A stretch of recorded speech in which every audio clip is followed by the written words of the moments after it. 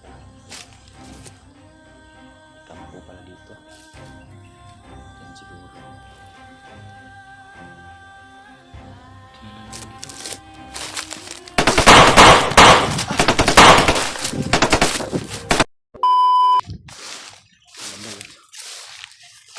Narinig akong sigaw ng bata tol.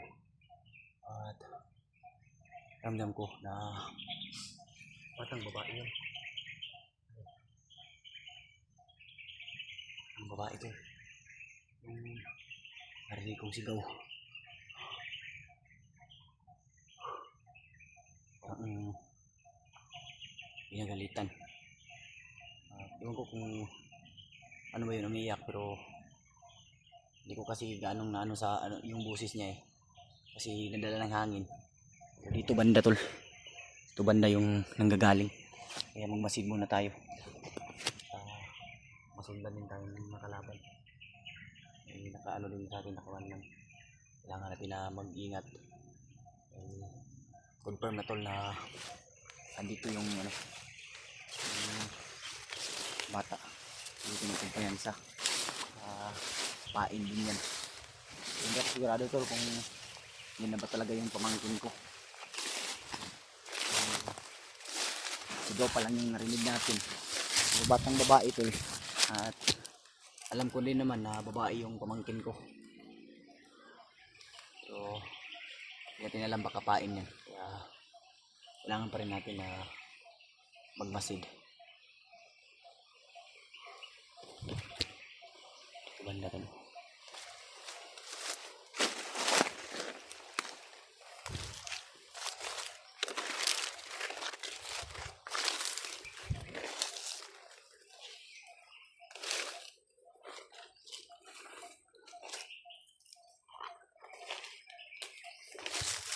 Daming puno ng niyog dito. Lalahin ako sa kapatid ko mga tol. Dahil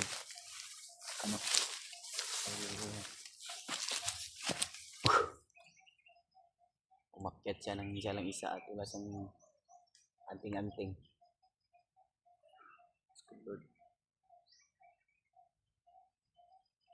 Siya anting-anting at wala pa siyang baril. Hindi siya nag-iisip na maaaring ikapahamak niya yung ginagawa niya. Pero naiintindihan ko siya mga tol. Bilang ama ay ganun din yung mararamdaman mo. Kahit ako nga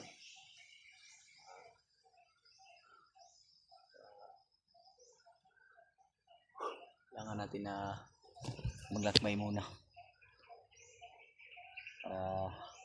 para natin, pero magmamasid muna ako ngayon mga tol, sa ngayon, dahil biglang nawala yung busis na narinig natin. Dito banda yung mga naririnig tayong mga aso na tumatahol. May pinakawalan silang mga aso. Tuloy tayo sa paglalakbay.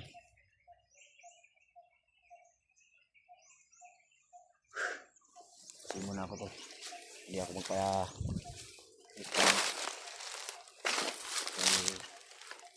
maaari natin yung kapahamak yung ginagawa natin.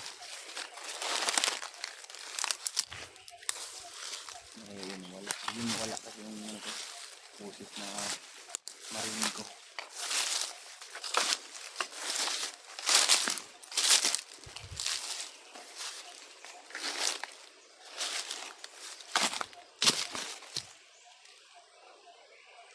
Dito kasi banda narinig ko.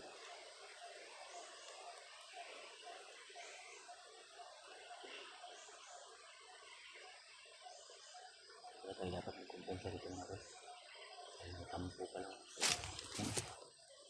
May kampo pala dito. Diyan siguro nila dinala yung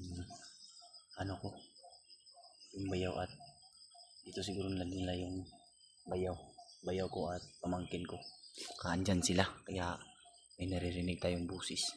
Pero ang sabi ay hinihiwalay daw. Kung may kampo, hindi tayo magkumpiyansa pala dito tol.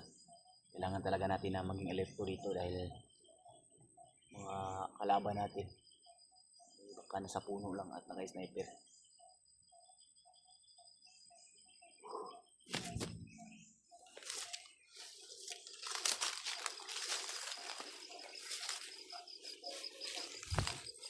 Kaya pala may mga natin ako walang kampo pala dyan.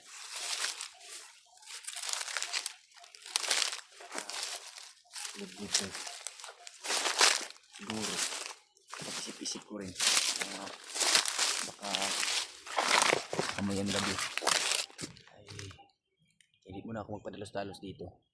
Baka pamayang gabi hanap tayo ng chimpo at matingnan natin yung kampo na nakita natin. Baka doon nila inilagay yung iyag. Dito ko kasi banda na narinig yung ano ko, yung boses na sigaw. Kaya nila dadalhin. Kailangan natin mabangan.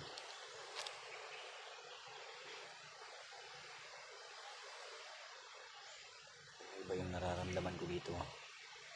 Parang may mali sa lugar na to. Hindi tayo talaga.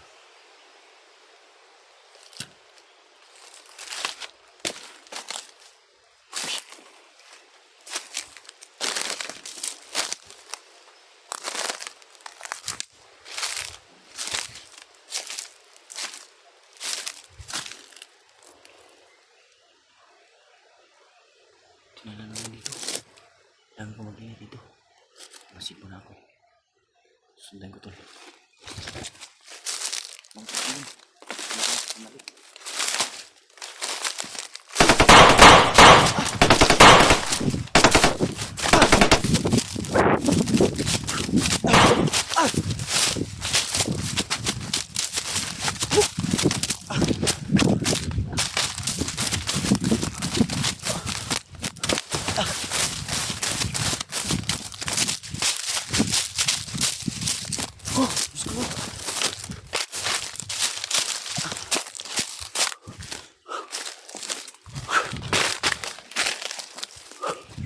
Sana hindi tayo sundan. Kita yung binaril tol. Ayun ako, sunod pa parang mga kasama nung maligong may hawak ng pamangkin ko. Pamangkin ko yun tol. Pamangkin ko yung nakita ko. Di ako nagkakamali. Kailangan na pag-isipan ko to. Patunto na naman natin. Uy, sila. Matakbo sila.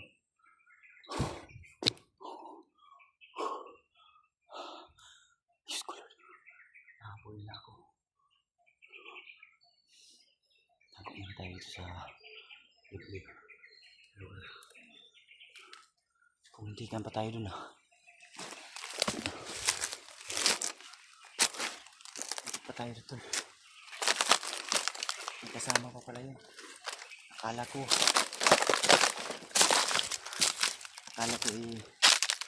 sila lang.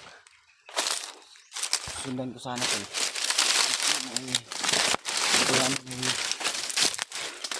Kasama ko pala. Kasunod pala yung ibang kasama nila. May hawak ng bata. Kasi yung na sana walang kasunod sa atin.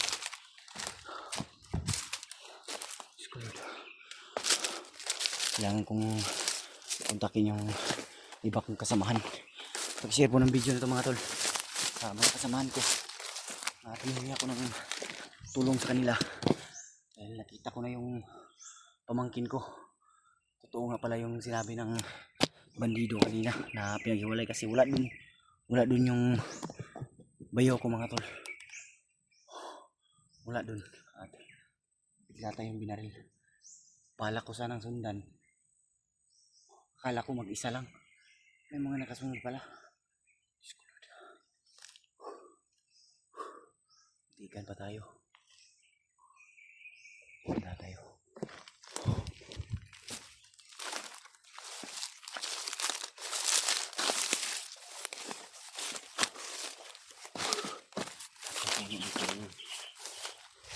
Gano'n na.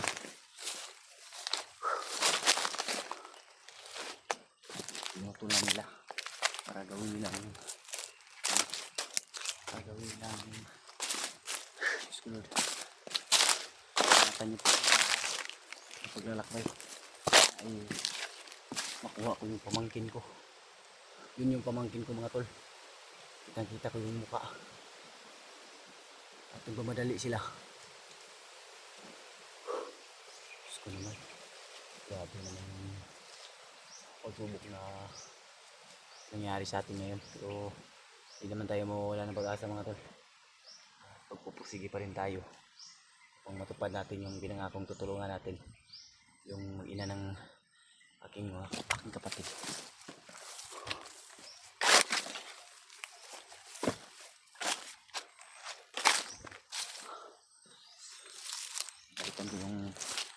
Balikan ko tol. Hahanap ako ng simpo para matagpuan ko yung yung iikutan ko tol.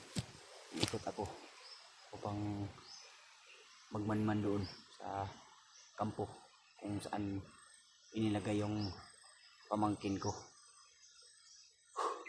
Yung kampo na yun, sana ay may makakita din at sana ay matulungan rin ako tol para maligtas yung pamangkin ko. Sana rin walang nangyaring masama sa kapatid ko mga tol, sa kuya ko. Uwi tayo tol.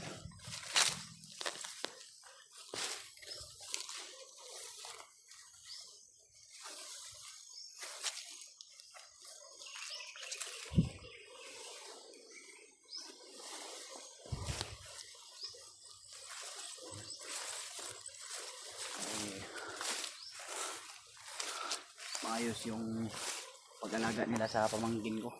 Sana hindi nila abusuhin dahil babae yun tol.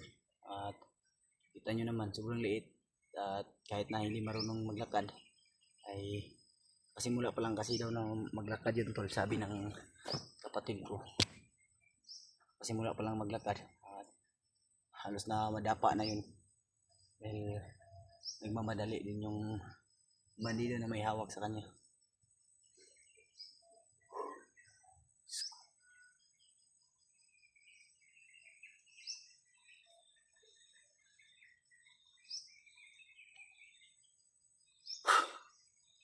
Grabe yung problema na dinanas ko ngayon mga tol.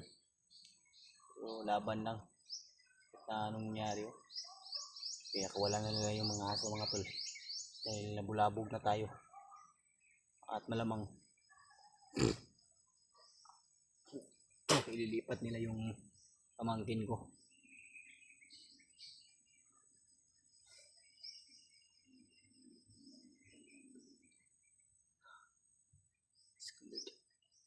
Share po ng video nito mga tol sa kasamahan ko na sana ay matulungan nila ako sa aking paghanap sa mangkin at bayaw ko. Sana ay matulungan nila ako upang may rescue namin. Tayo lang mag-isa tol. Kailangan din natin na pag-isipan. So, sana ay pagpalain tayo ng Diyos. Makuha natin sila na ligtas at walang nangyaring masama. Tuloy tayo. At hahanapin ko ulit yung babalikan ko yung kampo. Hahanap lang ako ng daanan na maayos o hindi tayo makita dahil doon sa kabila nabulabog na tayo doon. Hanap tayo ng area na walang makakakita sa atin at ligtas tayo. Isa confirm natin tol na dito nila dinala yung yung pamangkin ko. Itong area na to. Hindi tayo nang sa subukan yung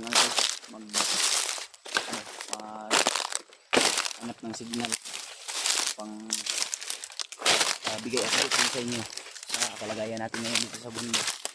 Ah, para makuha rin po sa kasamahan ko yung video namin, yung video ko. Yung muntik pa tayo dun mga tol, pero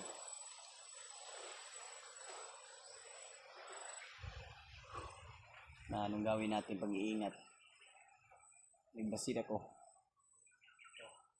hindi ko alam, nakita pala ako ng ano, ng kasamahan ng bandidong yun. Hanap tayo ng signal tol. Ano, pag makakontak tayo sa kasamahan natin at kapag-prepare ng mission.